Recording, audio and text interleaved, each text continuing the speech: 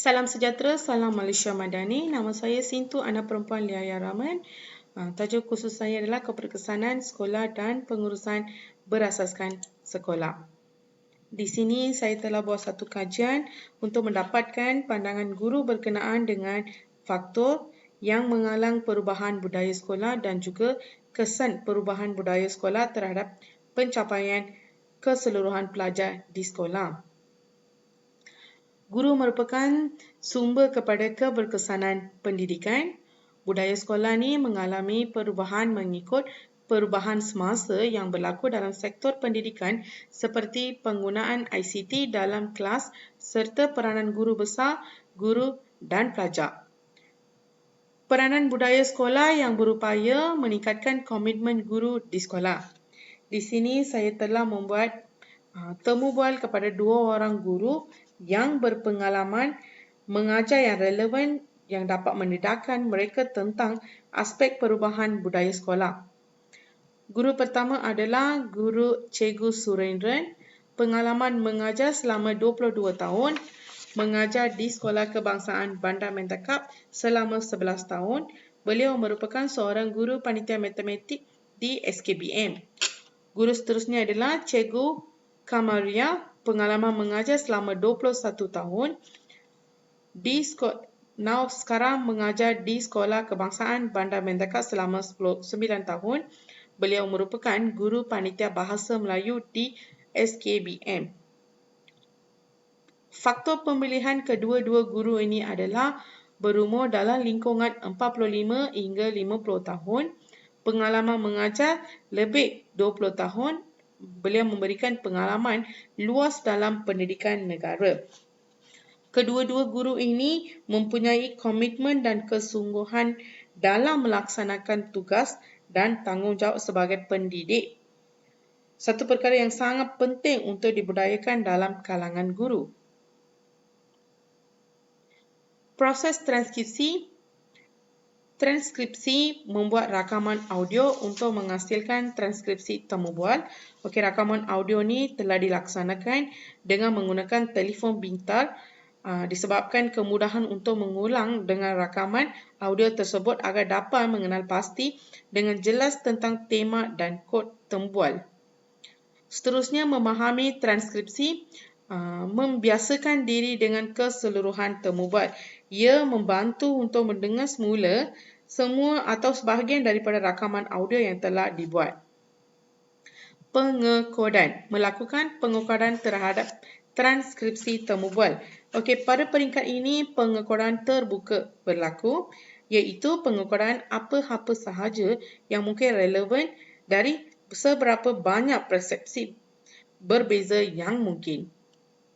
Seterusnya, bina kerangka kerja, membandingkan label yang telah digunakan dan telah menyediakan set kod.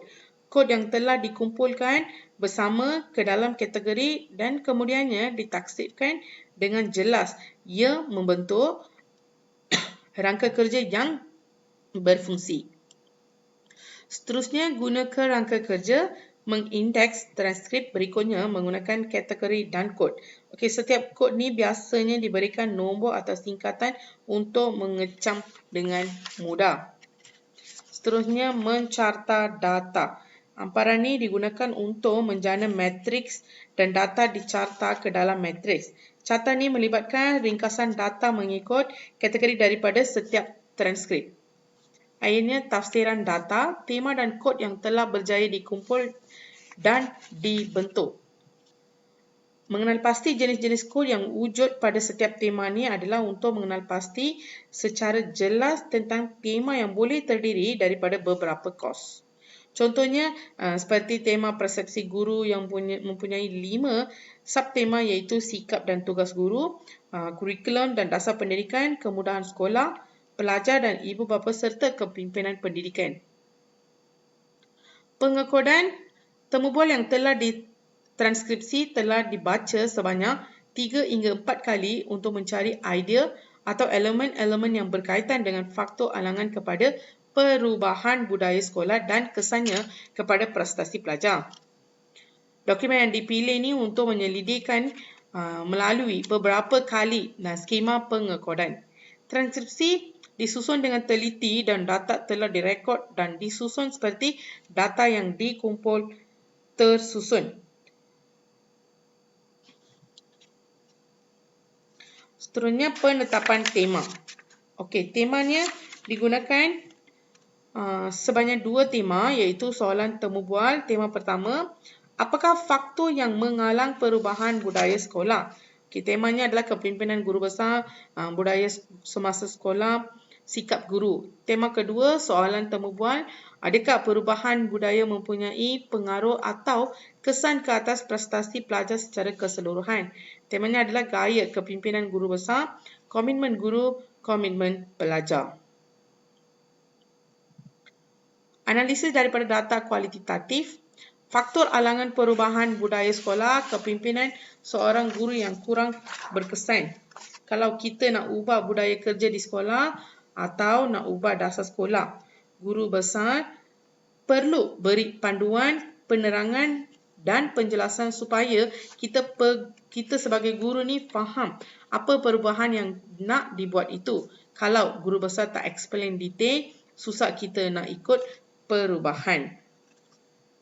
Guru besar kena selalu mendengar keluhan dan rintihan guru. Perubahan budaya sekolah ini tak akan dapat direalisasi kalau guru ada masalah.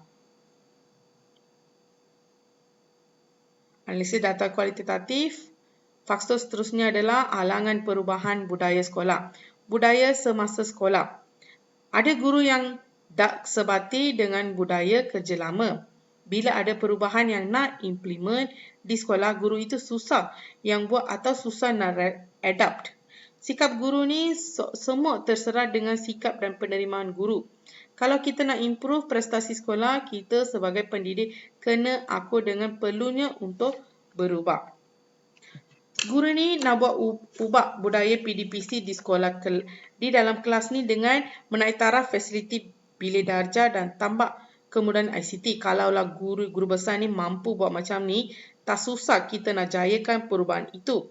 Guru pun akan berusaha untuk ubah corak pelajaran, pengajaran beliau. Pelajar pula akan seronok nak ikut PDPC sebab kemudahan pembelajaran ni dah improve. Lagi seronok pelajar nak belajar. Bila semua ni kita dapat capai, tak mustahil prestasi pelajar tidak dapat ditingkatkan sebab guru dan pelajar sama-sama komited melaksanakan aktiviti PDPC kat dalam kelas. Okay, dapatannya adalah daripada Lily dan Muhammad pada tahun 2020. Dalam kajian ini telah dijalankan menunjukkan bahawa perubahan budaya sekolah sangat perlu dilakukan untuk meningkatkan komitmen dan prestasi kerja dalam kalangan guru. Dapatan kajian ini diperolehi menunjukkan bahawa faktor kepimpinan guru besar adalah salah satu faktor yang boleh menjadi penghalang kepada perubahan budaya sekolah yang berkesan. Abdul Rahim pada tahun 2018 yang menyatakan bahawa usaha meningkatkan tahap profesionalisme dalam kalangan guru menuntut kepimpinan yang berkesan dalam kalangan pemimpin sekolah, khususnya guru besar dan pengetua, melalui pengalaman Erdogan dan Kefli pada tahun 2019 menyatakan bahawa sikap guru juga turut menjadi antara pengaruh besar terhadap usaha untuk mencapai perubahan budaya di sekolah.